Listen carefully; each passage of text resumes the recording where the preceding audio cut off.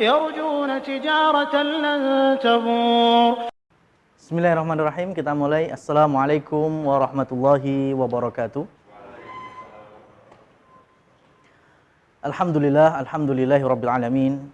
Wassalatu wassalamu ala asrafil anbiya'i wal mursalin wa ala alihi wa ashabihi wa man tabi'ahum bi ihsanin ila yaumiddin. Amma ba'd.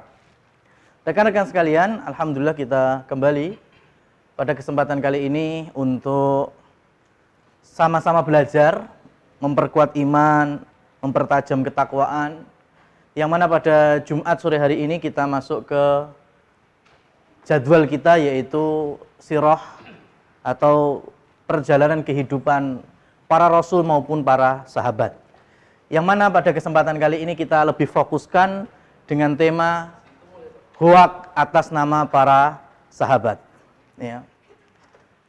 Sebetulnya yang melatar belakangi kajian kita ini adanya share WA itu, ya, ada share WA yang menyebutkan beberapa nama sahabat.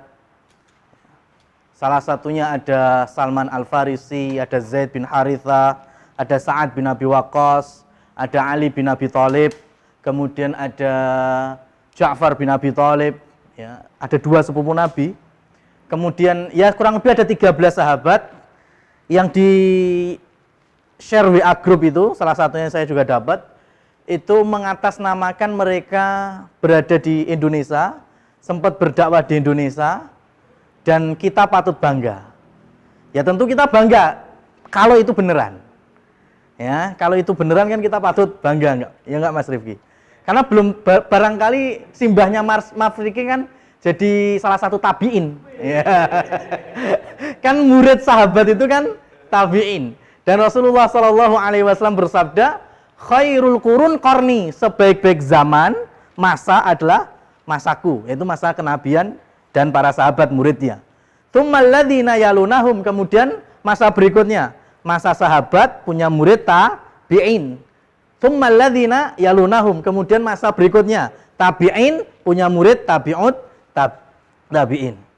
Jadi kalau memang benar yang di-share itu menjadi suatu kebenaran, maka ya mesti bangga kita. Kalau sampai sahabat ada di negeri kita, di wilayah kita, otomatis kan nenek moyang kita bisa jadi tabi'in loh Mas. Masya Allah. Ya Mbak Menau dulu simbah kita muridnya Ja'far bin Abi Thalib, ya bangga. Cuma masalahnya apakah itu benar? Maka sore hari ini kita akan kaji. Berangkat terlebih dahulu, kehati-hatian di dalam suatu kemungkaran, yaitu kedustaan maupun kebohongan. Rasulullah bersabda, iyyakum wal kadzib, hati-hati kalian dengan dusta atau bohong. Fa innal kadziba yahdi ilal fujur. Dalam riwayat Muslim, hadis panjangnya ini potongannya. Karena sesungguhnya dusta itu akan menunjukkan dan mengarahkan kepada kemungkaran-kemungkaran yang lain. Ya, kedustaan-kedustaan yang lain. Wa innal fujura yahdi ilan nar, dan dosa-dosa yang kita perbuat itu yang akan membawa kita kepada nerakanya Allah, na'udzubillahi min dzalik. Bukan berarti kemudian nggak ada orang Islam yang berdusta, ya nggak ada Mas. Ya, banyak yang masih suka bohong, itu banyak. Tapi dalam riwayat yang lain Rasulullah SAW bersabda, la yajtami'ani fi mu'min. Jangan sampai berkumpul pada diri seorang mukmin atau orang beriman. Ya, dua sifat ini jangan sampai dua-duanya nemplek. Yang pertama adalah al-bukhlu atau al-bakhil wal kadzib. Pelit, kikir, dan dusta. Artinya mungkin ada orang muslim yang lomo Mas, lomo Masya Allah. Ya, dibutuhkan hartanya untuk umat, dibutuhkan hartanya untuk infak sedekah, gampang cucule. Tapi tukang ngapusinan ada. Ya kan? Ada seperti itu. Atau sebaliknya, jujur perkataannya, jujur perbuatannya, tapi kalau duitnya dijaluk, uangnya lepol. Ya, masjid butuh nggak mau, TPA butuh nggak mau, ya, infak sedekah nggak mau, betul-betul kikir dia. Tapi ulisannya jujur, nggak pernah bohong. Perbuatannya juga ada yang seperti itu. Enak tuh Mas. Wongnya jujur, ya, nggak nanti ngapusi, tapi modit. Ada pula orang yang lomo royal, tapi ya kadang ngapusinan, ada. Yang terbaik adalah bakhil enggak, pelit enggak, dan juga jujur. Itu yang mukmin yang bagus yang gitu. Tapi jangan sampai dua-duanya nemplek. Wis bakhil, pedit, kikir, pelit, ya kan? Ngapusinan. Waduh, itu PR umat kalau itu. Nah, oleh karena itu Rasul Shallallahu Alaihi Wasallam mewanti-wanti. Meskipun di zaman beliau ada satu kisah pendek itu yang diriwayatkan oleh Imam At-Tabrani dalam Mu'jamnya. Ada sahabat yang bernama Khawwat bin Jubair radhiyallahu anhu. Khawwat ini saat itu belum menikah. Saat itu belum menikah, bahkan pernah ke Mekah bersama Rasul Shallallahu Alaihi Wasallam. Ya, kemudian pulang ke Mekah mau ke Madinah, melewati daerah namanya Marud Dhahran. Ya, daerah Marud Dhahran itu Rasul ngecamp di situ. Ya, di antaranya Khawwat bin Jubair juga ngecamp. Tapi Khawwat bin Jubair itu melewati kemah-kemah yang di sana ada para muslimat, perempuan-perempuan. Nah, Khawwat ini karena masih bujang, jadi ada sisi yo lewat area cewek kan. Dia merapikan bajunya, kemudian merapikan rambutnya. Ya wajar mas, normal kan? Lewat, waalaikumsalam. Lewat area perempuan itu setel rapi banget. Dan ketok ganteng. Namun kemudian, tiba-tiba Rasulullah SAW melihatnya. Dan bertanya, ma baluka ya Khawwat? Ada apa kamu Khawwat kok lewat sini? Maka dengan spontan, kaget, bingung, Rasul sing ngunangi, langsung jawab, aku lagi mencari untaku yang lepas. Kan ora gelem langsung ngomong, wah aku mau rodok ya cari perhatian, kan nggak gitu. Ini Rasul masalahnya. Kan? Kemudian bohong dia. Saya sedang mencari untaku yang lepas. Padahal nggak ada unta yang lepas. Rasul kemudian diamkan. Masya Allah, ini bijaknya Rasul. Rasul tahu kalau dia bohong, tapi nggak langsung mengintegrasi, karena itu di hadapan para perempuan-perempuan. Maka kemudian Marud Dhahran sama Madinah itu kan masih ratusan kilo ceritanya kan, masih berhari-hari kalau perjalanan. Maka setiap Rasul ketemu Khawwat, Rasul bertanya masalah untanya. Ya kan? Setiap ketemu Khawwat, piye untane wis ketemu, ya kan? Otomatis Khawwat ya bingung kan, cari lagi jalan keluar untuk menutupi kebohongannya. Dan itu dibawa sampai di Madinah. Sampai di Madinah, Rasul ketemu Khawwat, gimana kabarmu Khawwat? Untamu yang hilang sudah ketemu. Gitu terus. Sampai suatu ketika Khawwat sholat sunnah di Masjid Nabawi, ya, dan tidak ada orang lain di sisinya. Rasul pun kemudian duduk di sampingnya. Kira-kira apa yang terjadi? Khawwat memperlama sholatnya. Ya kan? Ya jelas no. Daripada ditekoni untone, ya kan? Akhirnya ditunggu sama Rasul. Sampai Rasul pun yang ngerasa lama sekali nunggu ini bilang, ngejak ngomong Khawwat itu. Khawwat padahal lagi sholat. Teruskan Khawwat, teruskan, lanjutkan. Lama-lama ndak apa-apa wis. Tak tunggoni pokoknya. Ya, maka kemudian Khawwat dalam hatinya itu ya langsung berdoa kepada Allah, mohon ampun ya Allah, mulai hari ini saya akan jujur di hadapan Rasulullah. Maka dia mempercepat sholatnya, kemudian langsung bilang ke Rasul, ya Rasul sebetulnya saya itu bohong. Semenjak dari Marud Dhahran, saya nggak ada unta, saya nggak ada yang lepas. Ya, saya hanya ya pengen ketemu sama area muslimat itu, saya biar kelihatan gantengnya dan lain seterusnya. Kemudian Rasul Shallallahu Alaihi Wasallam mengomentari dengan doa rahimakallah ya Khawwat, rahimakallah, rahimakallah. Semoga Allah merahmati, semoga Allah merahmati. Awalnya bohong mas, tentu dosa itu iya. Tetapi bagaimana Rasul Shallallahu Alaihi Wasallam berdakwah kepada sahabatnya dengan hikmah, nggak langsung dimarahi saat itu enggak. Tapi Rasul memakai jalan dengan kebohongannya dijadikan alat terus itu supaya orang ini terus dalam kedustaannya, ya kan? Tanya terus, mana untamu, sudah ketemu apa belum untamu? Sampai nantinya ternyata dia jujur sendiri di saat tidak ada orang yang melihatnya. Dan Rasulullah pun menghargai kejujurannya dan meminta ampun kepada Allah serta mendoakan rahmat untuk Khawwat bin Jubair. Ini salah satu kisah yang ada di dalam perawi hadis terkait dengan salah seorang sahabat yang sempat terjatuh perbuatan khilaf, yaitu bohong atau dusta. Nah, yang akan kita bahas sekarang yaitu sebagaimana yang tersebar Yang pertama yaitu sahabat yang mulia Zaid bin Harithah.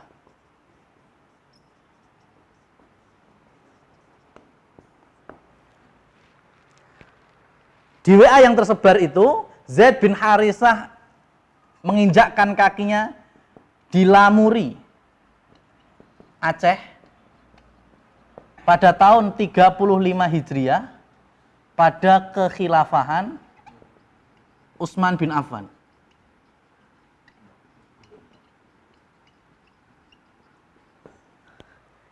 Datanya kayaknya keren sekali mas, ilmiah sekali mas.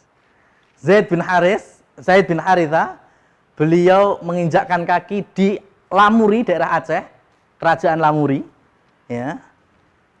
Pada tahun 35 Hijriah, berarti Rasul SAW wafat tahun 11 Hijriah. Berarti kira-kira ini pasca wafatnya Rasul kapan? Berapa tahun? Pasca 24 tahun berarti ya?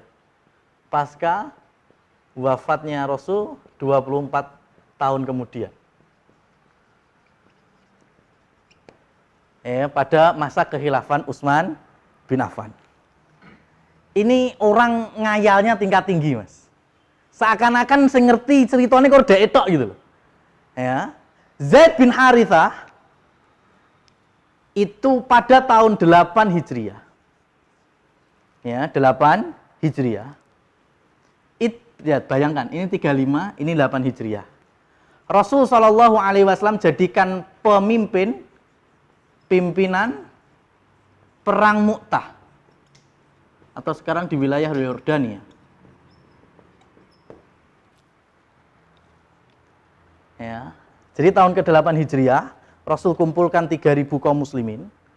Rasul bilang bahwasanya duta kita yang ada di daerah Ghassan, ya, Al-Ghassani itu dibunuh. Maka mau nggak mau kita harus menyerang karena secara dunia internasional pun ar-rusul la tuqtal, duta itu nggak boleh dibunuh. Ini dutanya Rasul SAW dibunuh oleh salah satu gubernur Ghassan, yang mana Ghassan itu masuk kekuasaan Romawi. Maka Rasul SAW mengumpulkan 3.000 prajurit kaum muslimin, dan Rasulullah SAW minta 3 di antara menjadi pemimpin, komandan perang. Tapi bahasanya gini Rasulullah, aku berikan kepemimpinan ini kepada Zaid bin Harithah. Wa in usiba au qutila, kalau Zaid bin Harithah meninggal, wafat, gugur, maka kepemimpinan diambil oleh Ja'far bin Abi Thalib. Wa in usiba au qutila, kalau Ja'far itu terbunuh, maka kepemimpinan diambil oleh Abdullah bin Rawahah. Ya. Kalau nanti Abdullah bin Rawahah gugur lagi, maka urusan ada pada kalian. 3 sahabat dijadikan pemimpin. Ngeri nih mas, panglima semuanya. Tapi satu waktu juga dikabari, nek awakmu engko mati, digantek niki. Lek awakmu engko mati, digantek niki. Kira-kira lek sampean didawi ngono piye? Ya Rasul, ngeten mawon. Aku rasa dadi pimpinan apa-apa lah. Sesuk-sesuk ae. Kan? Itu kalau kita. Tapi masalahnya kalau sahabat enggak ada istilah itu. Mereka sami'na wa ta'na. Ya, jadi udah dikabari kamu jadi komandan, tapi kalau kamu meninggal bakal digantikan Ja'far. Zaid, like kamu meninggal tenang, nanti kepemimpinan diganti oleh Ja'far. Ja'far kalau meninggal, kepemimpinan diganti Abdullah bin Rawahah. Dipilih jadi pemimpin, tapi satu waktu juga dikabari kalau dia pasti meninggal.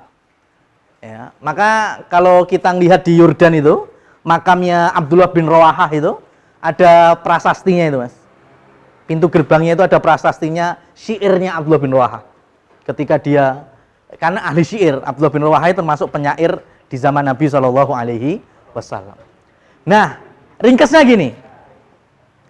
Zaid bin Harithah tahun 8 Hijriah mimpin Mu'tah dan beliau syahid di sini. Artinya beliau meninggal betul di perang Mu'tah. Ya, tahun berapa? 8 Hijriah. Rasul masih hidup apa udah meninggal? Masih hidup. Rasul meninggal tahun ini. Jadi Zaid bin Harithah wafat, Rasul masih hidup. Maka dengan mudah kita bertanya, lah sing nang Aceh ki Zaid sopo? Gitu loh. Ya, yang di Aceh itu Zaid siapa yang di Aceh? Zaid bin Harisah sudah wafat di tahun sekian. Nah kok sekarang tahun 35 Hijriah, ya nanti bisa lah rekan-rekan googling masih ada itu kayaknya share-sharannya itu. Ya, 35 Hijriah itu ada di Aceh, di Lamuri.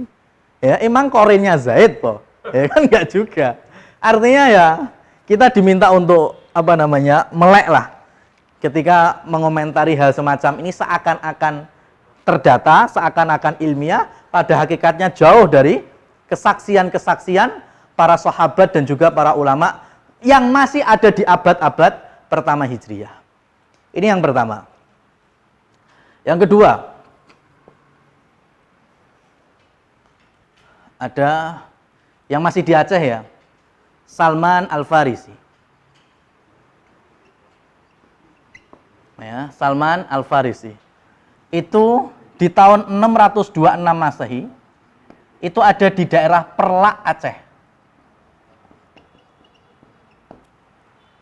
Ya, daerah Perlak, Aceh. 626 Masehi. Ini tak ajak hitung-hitung lagi, Mas. Hari ini tak ajak hitung-hitungan, pokoknya. Nabi Muhammad itu lahir kan jauh dari Nabi Isa, kurang lebih 6 abad. Ya kan? Nabi Muhammad lahir, Nabi kita lahir itu Masehinya kan 570 atau 571. Ya, karena ngitungnya tergantung pakai penanggalan apa, Mas. Karena ada beda setahun itu sangat lumrah sekali. 570 atau 570 Masehi itu lahirnya Nabi Muhammad. Nabi Muhammad menjadi utusan Allah usia berapa? 40 tahun. Berarti 40 tahun berikutnya tahun berapa? 600? 610, 611. Iya Bang ya?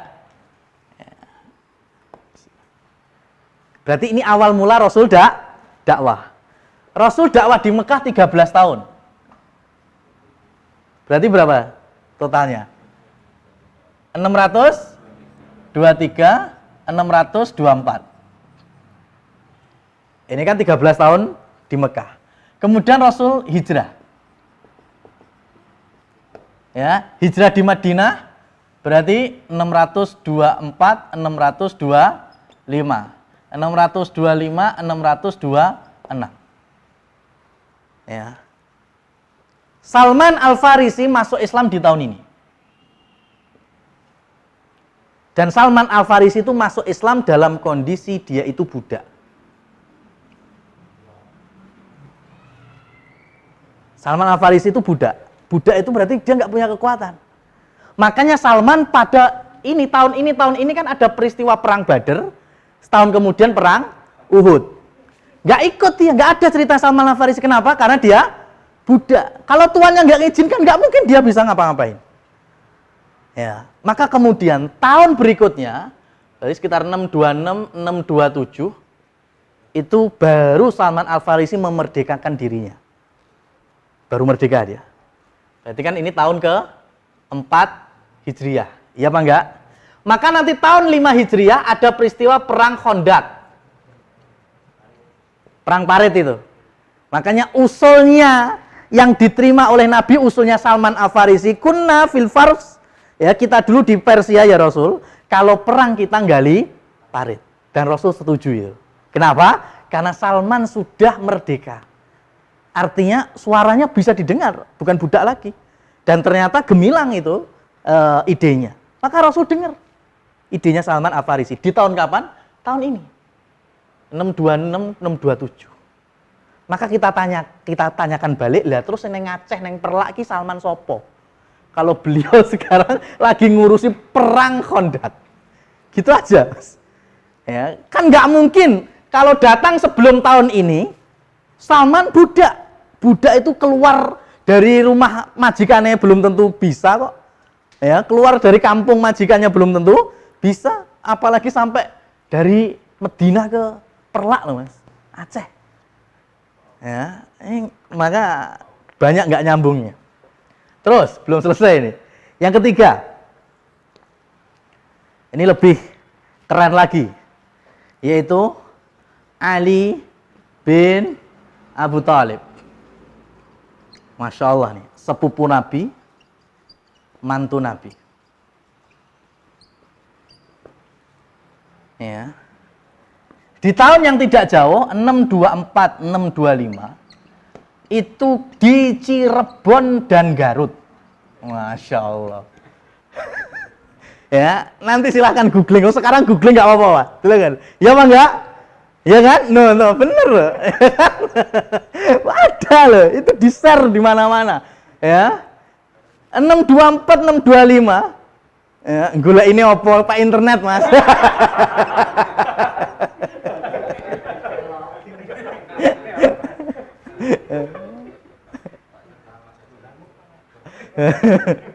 Ya.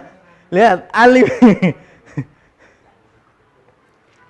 bin Abi Thalib ada di Cirebon dan Garut. Masya Allah. Misinya apa? Berdakwah. Bayangkan, Mas. 625 ini pasti sini loh. Perang Badar, perang Uhud.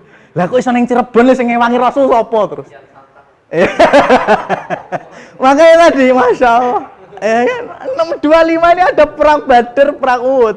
Lah terus apalagi itu kalau dibaca lagi, nggak cuma di kota ini. Ke Brunei, ke Singapura, sampai ke Timur Leste. Bayangkan, Ali bin Abi Thalib dari Cirebon ke Timur Leste. Solo mesti mampir, Mas. Mesti mampir itu. Ya kan?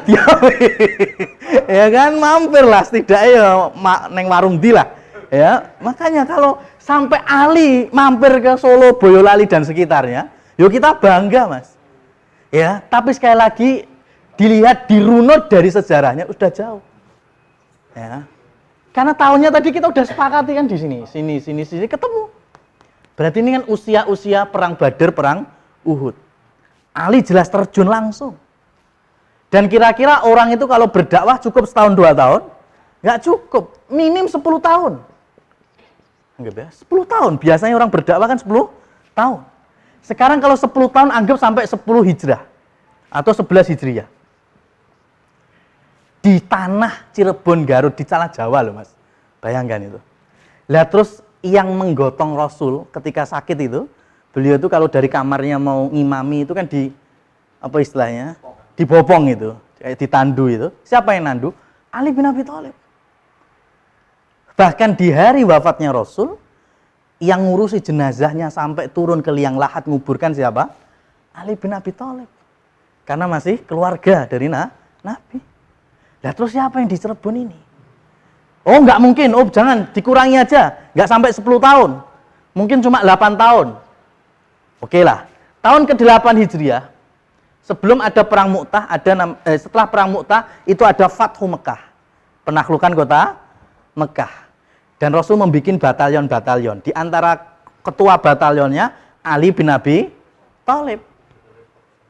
Wah enggak sampai 8 tahun. Ya, paling cuma sampai tahun ke-7. Oke. Tahun ke-7 ada perjanjian Hudaybiyah. Yang nulis perjanjian itu antara Nabi dengan orang kafir-kafir Mekah itu siapa? Penulisnya siapa? Ali bin Abi Thalib. Oh enggak sampai tahun ke-7, tahun ke-5. Tahun ke-5 ada Khandaq. Ali ikut dalam perang Khandaq. Dalam perang Bani Quraidah juga Ali ikut. Terus tahun berapa lagi? Tahun ke-3, tahun ke-2 yang di Badar siapa terus? Ya, maka sangat mudah sekali kita patahkan argumentasinya kalau terjadi pada tahun ini. Nggak mungkin Ali sampai di tanah Jawa. Ya kan? Dah. Ya, makanya seperti telepati. Teleportasi. Ya kalau dakwah celah teleportasi yo. Ya. Sekarang gini aja, sekarang gini. Nah, 10 tahun nih loh, 10 tahun loh. Masya Allah. Ya, makanya kan kita ini dulu kan ceritanya kan Masjid Demak itu yang bangun Wali Songo. Ya kan? Wali 9. Enggak ya Mas Taufik ya? 9. Makanya kemudian kabar beritanya itu Masjid Demak tiangnya jumlahnya 9. Karena yang bangun Wali Songo 9 orang. Makanya cerita seperti ini yang masuk kita percaya toh Mas. Wong saya penasaran sampai ke Masjid Demak itu ping 5 aku. Ya, masuk masjid tak hitung kur papat cagake. Lah songone selesai di sisane, Mas. Sih, lihat Masjid Demak itu tiangnya berapa? 4. 9 dari mana gitu. Ya tapi itu yang ya, tenar belum tentu benar. Menyebar belum tentu benar. Ya. Coba Masjid Demak ya, itu cuma 4 tiangnya dalamnya itu. 9-nya dari mana? Nah, kemudian salah satu dari 4 tiang itu kisahnya kan Sunan Kalijogo bikin dari tatal itu. Gerajen kan. Ya coba lihat sekarang masih ada loh Mas. Sekarang lihat, tatal dari mana? Jati gede nih sakmene tatal. Ya. Sekarang kadang kalau kita cerita seperti ini salah tompo. Dikira kemudian kita nggak percaya adanya Wali Songo, ada sunat. Malah karena kita percaya, kita yakin, kita luruskan. Ya, kita luruskan. Kenapa mindset kita nggak kita rubah? Di zaman itu Sunan Kalijogo sudah bisa membangun masjid yang segitu kerennya. Ya karena Masjid Nabawi itu dibangun 3 hari Mas. Ya kan? Masjid Kuba juga 3 hari dengan penuh kesederhanaannya. Ya, cuma istilahnya pondasi, munggah terus langsung atap-atap kurma-kurma itu, daun-daun pelepah kurma. Itu tok, itu aja 3 hari. Ya, Sunan Kalijogo bangun Masjid Demak sehari semalam. Dibantu dengan jin, kura-kura, cumi-cumi, kan itu pinggiran Mas, pesisir. Ya kan orang-orang, Masya Allah. Masa kayak gini yang apa istilahnya memenuhi cerita di kita kebesaran Indonesia mau kok ngukur ngono tok loh Mas. Zaman yang sama di Cirebon. Ya, yang pernah ke Cirebon ada masjid Kesultanan itu Masjid Cipta Rasa. Ya kan? Itu tiang tingginya 20 meter sama Sunan Kalijogo juga yang bikin. Tapi cerita yang menyebar ya semalam dibikin sama Sunan Kalijogo. Masjid Cipta Rasa mulu gede nih, Mas. Dibantu dengan para jin. Lalu semuanya ilmu bim salah bim tok. Kenapa kita nggak merubah pikiran zaman itu? Sunan Kalijogo dengan skill arsitekturnya, teknik sipilnya, bisa membangun masjid Cipta Rasa semegah itu, setinggi itu tiangnya. Belum ada kren. Mbah Wiryo apalagi belum ada. Ya kan? Belum ada Mbah Wiryo. Mbah Wiryo itu ini Mas Fadil, itu mesin-mesin Kubota sejenisnya itu loh. Ya, itu kan ada yang brandnya Mbah Wiryo. Belum ada. Tapi Sunan Kalijogo mampu mewujudkan masjid. Masjid Demak juga demikian, itu kan diteliti ternyata kan dibangun di atas kalau bahasa kita sekarang reklamasi itu. Pesisir laut kemudian ditimbun, baru kemudian dibangun masjid. Kenapa kita nggak berpikir yang ini gitu loh? Di zaman segitu, kecanggihan belum modern seperti sekarang, tapi Sunan Kalijaga bisa membangun masjid semegah dan sekokoh sampai hari ini. Kenapa yang kesebar semalam itu tadi? Ya, ilmu BIM, salah BIM-nya itu kan aneh. Wali Songo bayangkan berdakwah puluhan tahun dengan basic lingkungan masyarakat Indonesia, kapitayan, animisme, dinamisme, Hindu, Buddha. Ya, tapi kan jarang ada kisahnya Sunan Bonang malam Selasa kajian siroh, malam Rebo jadwalnya kajian tafsir, ya kajian apa kan enggak ada malah. Enggak kita temui, tapi yang kita temui ya piye carane salat ning dhuwur banyu, ya kan? Kolang-kaling berubah jadi emas, kan itu yang tersebar di kita, kan aneh gitu. Orang dai ya yang membumikan Islam di tanah Jawa, tapi sejarah dakwahnya malah nggak ada. Ya, unik di situ. Nah ini kita lanjutkan. Yang keempat tadi Ja'far bin Abi Thalib. Di tahun 25 itu ke Kalingga, ya, yaitu di Jepara. Masya Allah. Cedak banget lagi Mas. Ja'far bin Abi Thalib tahun 625 itu ke daerah, ya kan, kerajaan Kalingga, Jepara. Jepara Mas, ya Allah. Pati Rembang ngono tok loh. Ja'far sih di situ, Masya Allah. Ya kan? Masya Allah. Bayangkan ini. Lagi-lagi, ini yang sebetulnya paling bisa keluar dari penjelasan kita. Karena Ja'far bin Abi Thalib itu berjumpa Rasul di Madinah tahun ke-7 Hijriah. Itu berjumpa dengan Rasul. Ya, lah sebelumnya kemana? Sebelumnya hijrah ke Habasah dari tahun 5 kenabian. Bayangkan, dari tahun ke-5 kenabian Rasul masih di Mekah sebelum hijrah. Sampai tahun 7 Hijriah ini berapa tahun? 14 sampai 15 tahun. Nggak bertemu dengan Rasul memang. Bertemu nanti di Madinah tahun ke-7, tahun ke-8 perang Mu'tah, beliau pun juga syahid, meninggal. Artinya 14 sampai 15 tahun sangat dimungkinkan berlayar ke Jeporo. Ya enggak? 14 tahun loh enggak bertemu Rasul. Oh, iso ke Jeporo iso berdakwah. Cuma kan masalahnya beliau ketika di Afrika ke Habasyah, ya, kan punya misi banyak. Mengislamkan Raja Najasyi. Ya, kemudian ketemu Abu Musa al-Asy'ari.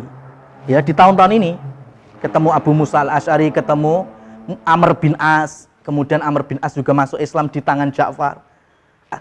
Artinya, meskipun ya kalau dibilang bisa Ja'far ke Jepara karena terpaut jauh sekali untuk berjumpa lagi dengan Rasul, tapi masalahnya di tahun yang disebutkan penulis artikel itu 625 atau 626 itu otomatis Ja'far masih di Habasyah. Beliau masih mengislamkan diantaranya Amr bin As dan Abu Musa al-Asy'ari, dan nanti bareng-bareng ke Madinah bersama mereka. Ya, lagi-lagi terpatahkan. Ya, jadi ini tenar tapi jauh dari kebenaran. Kemudian yang terakhir, sahabat yang kaya raya, ya, yaitu berapa ini? 5 ya. Abdurrahman bin Auf.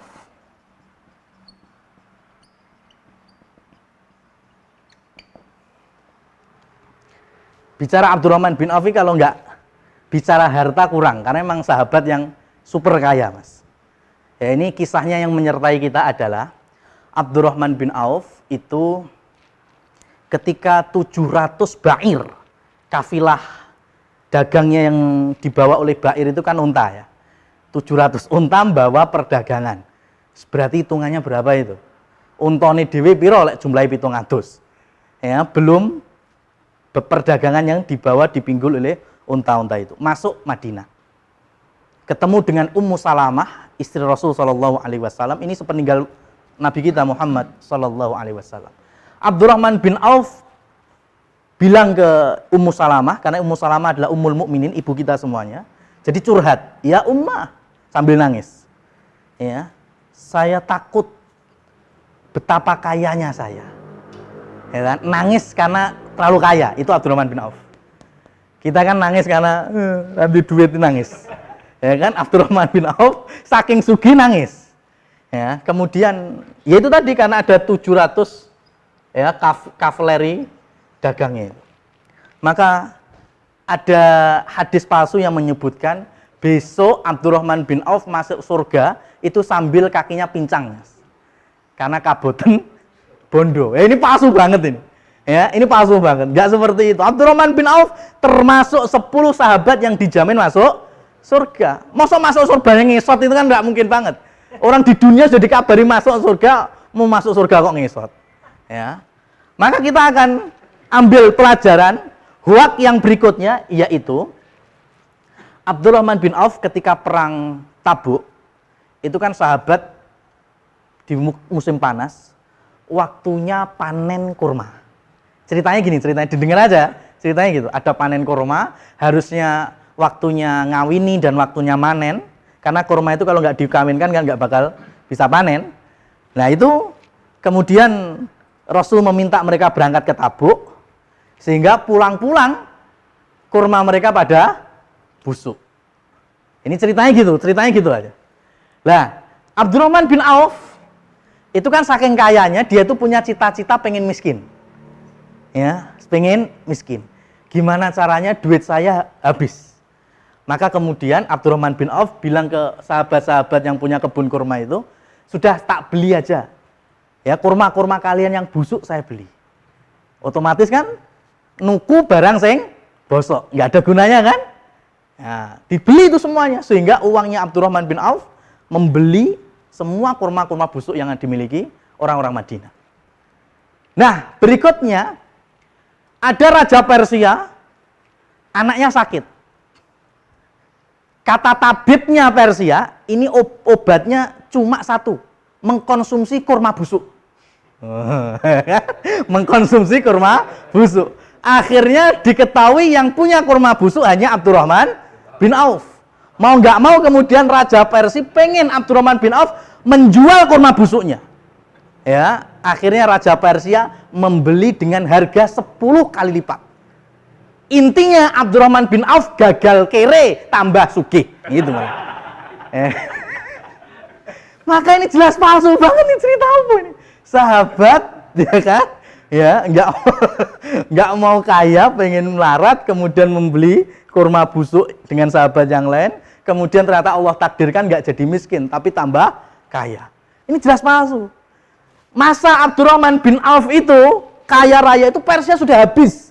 Sudah nggak ada kerajaan Persia karena habis di masa Khalifah Umar bin Khattab. Lah kuwi anake sapa terus yang kesurupan ya obate kurma bosok itu. Ya, nggak ada seperti itu. Oleh karenanya saya punya datanya ya. Ini kita ambil kekayaan Abdurrahman bin Auf. Enak Mas. Ya. Hah? Enggak tampilkan. Nganu aja, bantu ngitung aja. Sekarang gini aja, kita pastikan dulu. 1 dinar itu kan 4,25 gram emas. Ya, berarti 1 dinar itu kalau 1 gram emas 900.000 berarti berapa? Kalau 1 dirham itu masih di angka kurang lebih 70.000.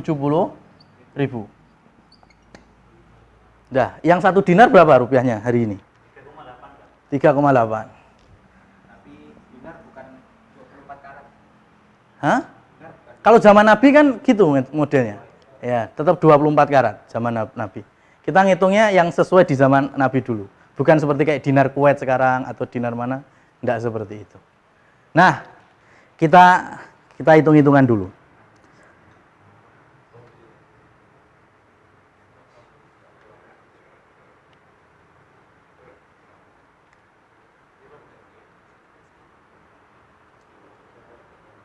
Nah, Abdurrahman bin Auf fatuqaddiru sarwatuhu salah 1 malayin wa mi'atai alf dinar. Berarti salah 1 malayin 3 juta dinar plus 200.000 dinar. Ya, 3.200. Ini yang kedata ya, berarti yang kedata karena wakafnya beliau atau zakat malnya beliau. Infak sedekah yang hanya beliau yang tahu sama Allah otomatis nggak kedata. Ini yang kedata karena ada nama. Kalau wakaf kan harus ditulis, zakat mal harus kedata. Kemudian ditambah salah 1 alaf wa mi'atai alaf. Berarti salah 1 malayin wa mi'atai alaf wa hadza binisbah li tarki Zubair qalilan jiddan. Baik.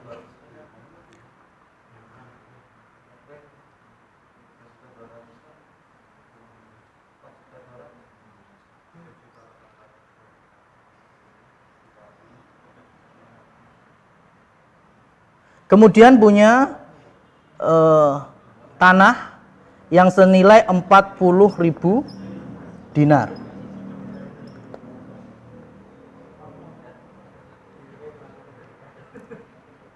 Dah, ini berapa jadinya? 12 triliun ditambah 40.000 dinar. Ya, 40.000 dinar. Ini punya tanah yang senilai 40.000 dinar. Ya. Guys, nggak dihitung ya? Error nih maksudnya. Ya. Anggap sudah segitu ya. Maka kemudian sekali sedekah, contohnya ketika bi an yu'ti kulla wahid minhum arba'atu mi'ah dinar. Arba'atu mi'ah berarti 400 dinar. Ini untuk perang Badar. 400 dinar berarti berapa? 4 kali 3, 1,2 M. Nah, sedekahnya sekali gitu, Mas. Sekali sedekah itu segini. Duitnya tadi triliun-triliunan kan, tapi sekali sedekah segini. Ya, 1, sekian M. 1, sekian M. Ya, jadi belajar ke sahabat itu gitu. Ya, jangan cuma kayanya tok, tapi Masya Allah sedekahnya juga gitu. Ya, Masya Allah. Ini Abdurrahman bin Auf. Ya. Kemudian terkadang wa ausolahum bi arba'ina alf dinar. Terkadang beliau juga berwasiat untuk memberikan orang-orang Madinah itu sejumlah 400.000 dinar. Gitu kan?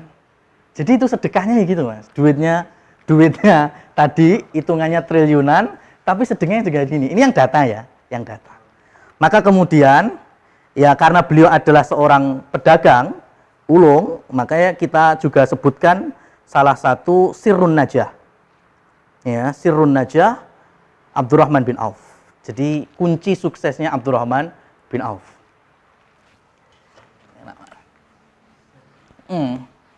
Jadi belajarnya ki langsung manajemen bayi sahabat. Abdurrahman bin Auf disebutkan perkataannya sendiri. Yang pertama, lam ashtari mu'iban. Jadi nggak pernah yang namanya kulaan barang cacat. Ini versi Abdurrahman bin Auf. Berarti otomatis Abdurrahman bin Auf nggak pernah jualan kelitian, nggak pernah. Ya. Bakul kelitian kan nggak mungkin, karena beliau nggak pernah kulaan barang cacat. Ya. Kemudian walam urid an arbah kathiron, artinya tidak berorientasi untung banyak. Apa maksudnya di sini? Modelnya untung sedikit tapi kuantitas. Ya, jadi sedikit tapi banyak barang yang terjual. Itu versinya Abdurrahman bin Auf. Ini yang jelas sugih, Mas. Ya, jelas sugih. Ini konsepnya seperti ini. Wa an lam yabi' dainan qat. Yang ketiga, tidak pernah, ini yang nggak bisa dilakukan di era sekarang, jarang ya, tidak menjual ya dengan utang atau cicil. Ini Abdurrahman bin Auf. Abdurrahman bin Auf. Semua produknya mau beli cash. Bahasa beliau habiha, artinya tangan ketemu tangan. Tangan mundi duite, tanganku ki barangi, gitu loh. Ini versi Abdurrahman bin Auf. Sudah, itu tuh 3 konsep ya jualannya Abdurrahman bin Auf yang tercatat di dalam sejarah. Ya. Ini baru nggak hoak ini, karena ada datanya dan otentik, ada dinukil oleh Imam Dhahabi, Al-Waqidi, ya kan. Sumbernya ini yang kita bahas sekarang ini disertasi dari Dr. Yusuf bin Ahmad Al-Qasim. Beliau adalah salah satu dosen di Riyadh. Ya, dosen di Riyadh.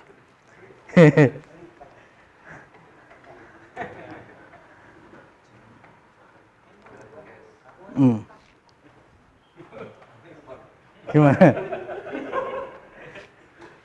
Masih mau tak tambah lagi, mumpung masih ada waktu. Ya, ini enak ngitung hartanya sahabat yang jelas soleh masuk surga. Orang ngitung hartanya tonggo, wis gibah, ya. Orang untung, ya. Ini hartanya sahabat, ya. Masya Allah. Ini contohnya. Nih, contoh lagi ya. Contohnya adalah Utsman bin Affan. Utsman bin Affan, Masya Allah ya. Utsman bin Affan fatuqaddir sarwatu 30 milyun dirham fiddah. 30 juta dirham. 30 juta dirham. Wa mi'ah wa khamsin alf dinar. 150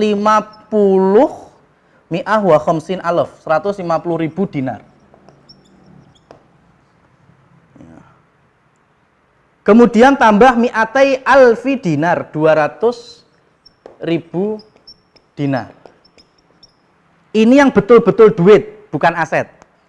Artinya tanah belum masuk, ya. Kemudian peralatan perang itu beliau sedekah, beli sumur rumah nggak masuk. Kemudian menginfakkan 1000 kuda nggak masuk. Ini hanya duitnya, betul-betul duit yang ada. Berapa ini? Kurang lebih, ya? 30 juta dikali 70 ribu 21, berarti kan 21 T tambah ini ya 21 T Ya, anggap ada di 2, triliunan ya itu ya. Nah, ini kemudian ya.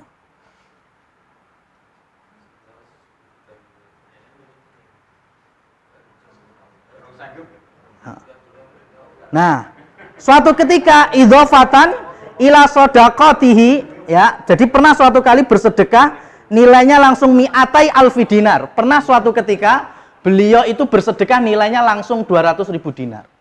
Berarti 2 kali 3 juta. Berarti sekitar 6 M. No, duitnya 2 triliun, sekali sedekah 6 miliar, Mas. 600 ya malah. 600 M. Dinar. Ya. 600 miliar berarti. Nah, itu baru Mas, impas 50-50. Untuk rezeki 2 triliun, ya kan, kemudian infaknya setengah triliun juga. Deng gitu. Ya kan, 700 miliar. Sekali sedekah, coba sekarang orang terkaya di dunia sekarang sekali sedekah segini. Ini Utsman bin Affan. Ya. Ini Masya Allah. Ada lagi tadi pengen siapa? Zubair bin Awam. Ini kalau Zubair bin Awam takutnya kalkulator jeblok loh ini. Zubair bin Awam. Kedata yang didata itu Zubair bin Awam karena beliau asetnya banyak. Ya, karena yang kedata kan di aset itu lebih kekalnya. Kalau kayak Utsman bin Affan kan banyak sedekahnya. Kalau sedekah yang nggak diketahui kan kita nggak tahu. Ya, nggak tahu. Seperti hanya Abdullah bin Mubarak. Abdullah bin Mubarak adalah ulama sekaligus pemimpin wilayah setempat yang tidak pernah membayar zakat mal sekalipun seumur hidupnya. Padahal kaya raya. Ya, kenapa? Karena zakat mal kan pedomannya 2. Nisab sama haul. Ya kan? Nisabnya anggap 95 gram emas. Berarti mungkin sekitar 80 juta. Hari ini Abdullah bin Mubarak punya harta 100 juta. Berarti sudah batas minimal zakat mal. Berarti tinggal nunggu haul setahun kemudian. Belum berjalan setahun, itu duit sudah habis. Untuk menghajikan muridnya, ya menikahkan muridnya, itu udah habis. Jadi nggak jadi zakat mal. Ya, dagangannya laris lagi, ketemu 100 juta lagi. Nunggu setahun, belum setahun, habis lagi duitnya. Untuk sedekah, wakaf, akhirnya orang kaya tapi nggak pernah ngeluarin zakat mal, ya Abdullah bin Mubarak itu. Ya kan? Lah ini kan kita nggak tahu Utsman bin Affan juga punya rahasia-rahasia amalan. Ini yang tadi minta siapa? Zubair bin Awam.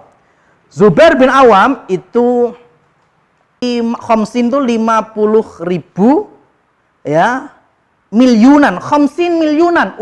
50.000 juta gitu ya. Miliunan, khamsina miliunan. Berarti 50 juta dinar. Itu.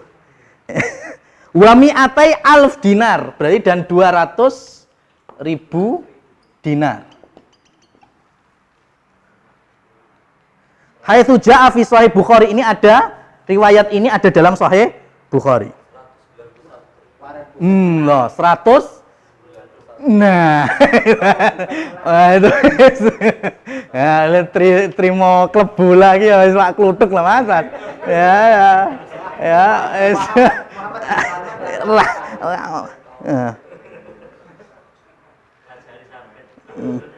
Kemudian wa ihda asrata daron fil Madinah, ada 11 rumah di Madinah. Madinah itu mana Mas? Ibu kota di zaman itu. Bayangkan 11 rumah di wilayah Casablanca, Jakarta Pusat.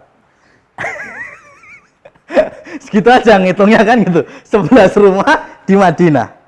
Kemudian wadaroini fil Basrah, 2 rumah di Basrah. Di Irak. Ya. Kemudian wadaron fil Kubah, 1 rumah di Kufah. Wadaron fi Misr, 1 rumah di Mesir. Nah. Itu rumahnya ya pating kletek gini Mas, Masya Allah. Ya. Wa kana li Zubair arba' niswah, beliau memiliki 4 istri. Ya, dan setiap istri mendapatkan alaf wa mi'atai alaf. Berarti 2 juta dinar. 2 juta dinar.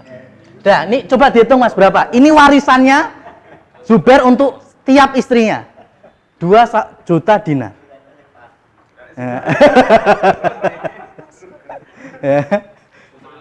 7? Masya Allah. 7,6 triliun. Ini warisan setiap istrinya.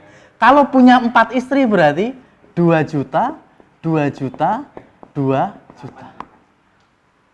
Berarti kurang lebih 8 juta dinar. Berarti ini kalau istrinya cuma 1 ya 7 ping 8 piro? Anggap 60 sampai 70-an triliun. Itu kalau punya 1 istri, karena setiap suami kalau meninggalkan istri karena masih punya anak, maka istrinya mendapat jatah 1/8. Ini 1/8-nya dibagi 4 orang. Dibagi 4 orang kan benuang untuk sakmini, Mas. Ya, itulah kenapa kalau perempuan istri melek warisan ora gelem dipoligami, ndak dipecah dadi 4. Ya gitu.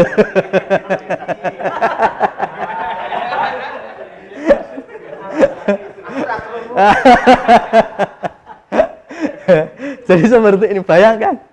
Ya, ini tadi Zubair bin Awam, ya, karena memang beliau itu dikenal orang yang soleh dan amanah, sehingga banyak orang menitipkan hartanya ke beliau, dan beliau nggak mau dititipi.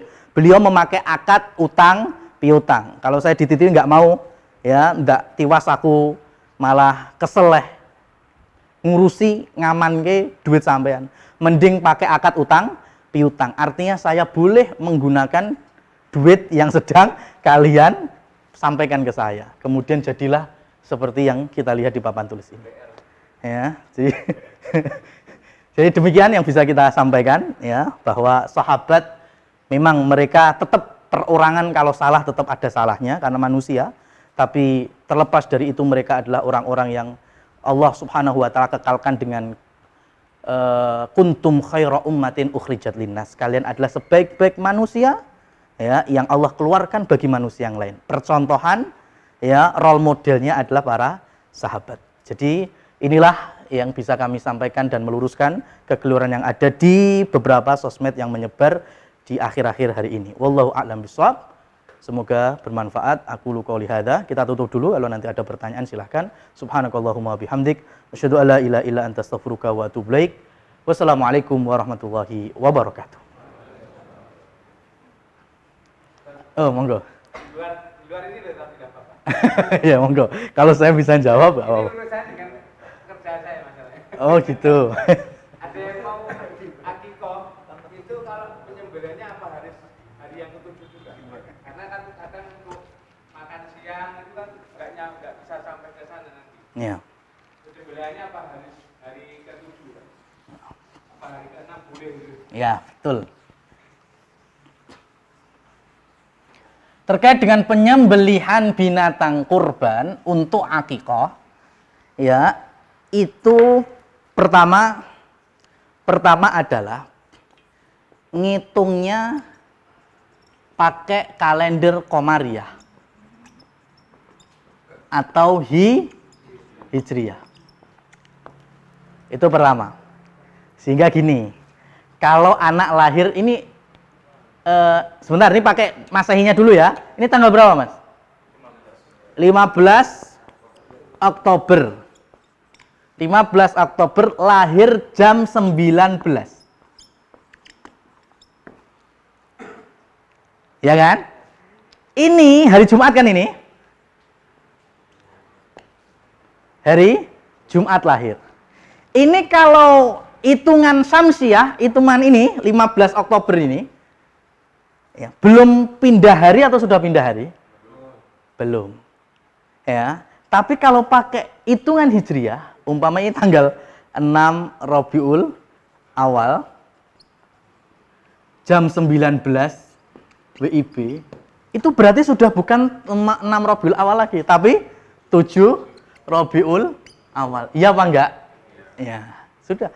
Berangkat dari sini maka ulama berbeda pendapat. Kalau pakai hitungan Masehi, berarti ini kena hari lahir tanggal 15. Disembelihnya hari ke-7. Berarti ini dihitung hari pertama. Berarti 7 hari berikutnya tanggal berapa? 16, 17, 18, 19, 20, 21, 22. Benar. 1, 2, 3, 4, 5, 6, 7. Ini Mas. 21. Ya kan? 21. Ini lahir nih, terhitung nantinya sehari ini. Ya, kan dia lahir. Hari pertama lahir, hari kedua, hari ketiga, hari keempat, hari kelima, hari keenam, hari ke-7. Berarti ini disembelihkan kambing. Ini kalau mengacu model gini. Kalau mengacu ke sini ya sama. Artinya masuk ke tanggal 7 Rabiul Awal, baru 7 hari berikutnya atau 6 hari berikutnya. 8, 9, 10, 11, 12, 13. Itu 2, 3, 4, 5, 6, 7. Benar. 13 Rabiul Awal disembelihkan akikoh. Gitu Mas Eko. Nah, terus kalau ternyata belum mampu artinya mungkin belum cukup dananya di hari ke-7 ini, maka dikalikan 7 hari berikutnya. Berarti hari ke-14. Boleh. Ya, boleh. Kalau ternyata masih belum mampu juga, silakan dikali ya. Ditambah. Tambah 7 hari berikutnya hari ke-21 dari kelahiran. Pun kantun milih. Ya, jadi seperti itu. Nah, artinya aslinya berarti hari ke-6 apa hari ke-7 toh? Gampang, kalau pakai sistem ini mesti ketemu hari ke-6. Kalau pakai seperti ini mesti ketemu hari ke-7. Paling enak gitu. Ya, artinya jangan lebih dari 2 hari ini. Gitu. Bisa pakai hitungan yang tadi berarti. Gitu. Tapi kalau nggak mampu berarti plus 7 hari berikutnya atau plus 7 hari berikutnya. Kalau sudah 21 hari sudah cukup. Nggak. Tanggal 6 yang bisa dimasak, tanggal 7-nya langsung dikasihkan. Tanggal 6-nya malam bisa dimasak, Ya. tanggal 7-nya pagi bisa dimakan. Maksudnya bisa untuk makan. Kenapa nggak 7 paginya aja? Makanya kan belum matang. Itu. Ya mending 7 paginya, Mas. Ya, 7 paginya sembelih, kemudian dimasak, 7 siang atau 7 sore dibagikan. Gitu.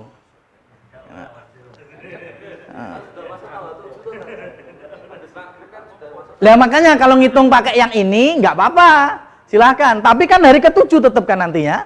Umpamanya ini udah jam Isya kan, berarti kan 7 Rabiul Awal. Berarti 6 hari berikutnya hari pertama, hari kedua, 3, 4, 5, 6, 7 tetap.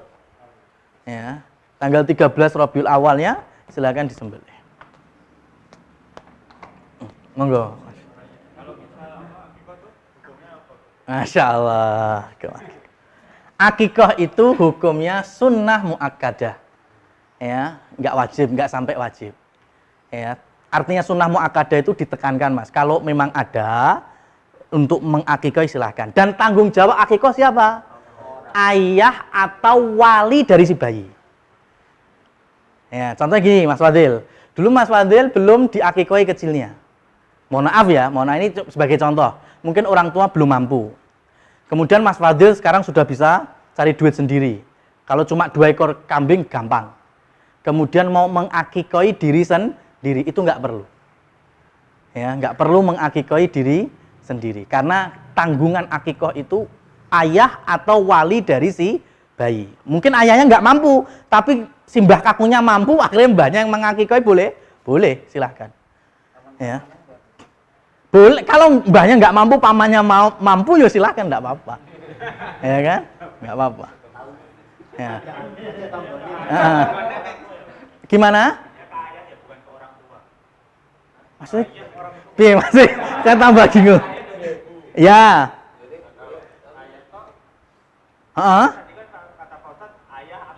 Ayah atau wali. Lah wali itu kan wali dari ibu juga boleh. Boleh, duitnya boleh. Ya, duitnya boleh. Jadi gini sebetulnya. Jadi ini tak kasih ya, ini. Jadi ada ini namanya untuk waris ya. Waris sama perwalian. Ini ada sedikit beda. Ya. Waris itu pemeran pertama itu furu. Furu itu jadi anak dulu. Anak ke bawah. Kemudian yang kedua usul. Usul itu ayah ke atas. Baru ke samping, yang namanya ukhuwah saudara. Baru kemudian lebih lebar lagi yaitu paman dari sisi ayah. Ya, jadi warisan itu dimulai dari ini. Anak dulu, baru kemudian usul. Usul itu ayah ke atas, kemudian baru ke samping hawasi, itu ukhuwah, saudara atau saudari, baru ke samping yang lebih jauh, yaitu saudara ayah, artinya paman. Paman dari sisi ibu, nggak usah ikut campur. Dongkrong ngisor wit pelem. Terus, ya. Ngapain ikut campur? Nggak masuk kok. Nggak masuk di sini. Ya, ngericuki malah. Ya. Kalau perwalian beda. Perwalian yang pertama adalah usul. Ayah ke atas. Ya, wali nikah, tadi mau ngakekoi, itu ayah ke atas dulu. Yang kedua baru anak ke bawah. Ya, perwalian itu bisa anak ke bawah. Ada seorang perempuan sudah nggak punya ayah, mau nikah. Ya, yang nikahkan anaknya, boleh. Lah kok bisa? Janda ceritanya. Nah, ya kan? Jangan lo janda, dia punya anak laki-laki, maka anaknya boleh menikahkan. Ya, menikahkan ibunya itu boleh. Lah kalau gadis, yo nggak tahu, kalau gadis rasa janda ya nggak tahu. Ya terus.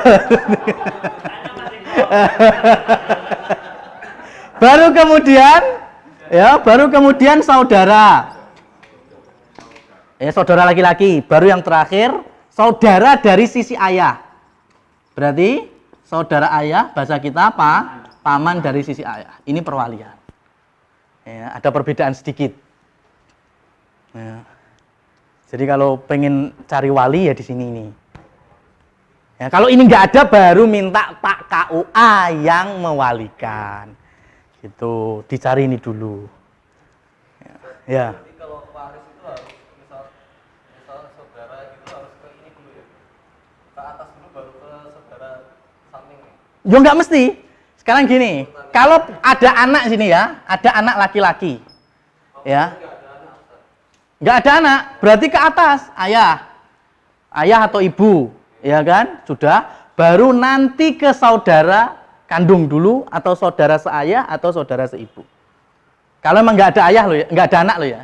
Tapi kalau ada anak laki-laki dan yang meninggal perempuan, ya, atau meninggalkan suami, sudah habis di sini. Suami sama anak laki-lakinya, sudah. Yang lainnya yang dongkrong ngisor hik ngono ya wis. Sudah mesti habis. Ya. Iya, sudah, suami dapat seperempat karena masih ada anak laki-laki sisanya, selesai. Mandek. Ya kan? Sudah main ini, sudah hello, sudah bubar, enggak usah ngericuki, enggak usah. Bar. Gitu ya. Sudah. Cukup insyaallah. Alhamdulillahirabbil alamin. Alhamdulillah.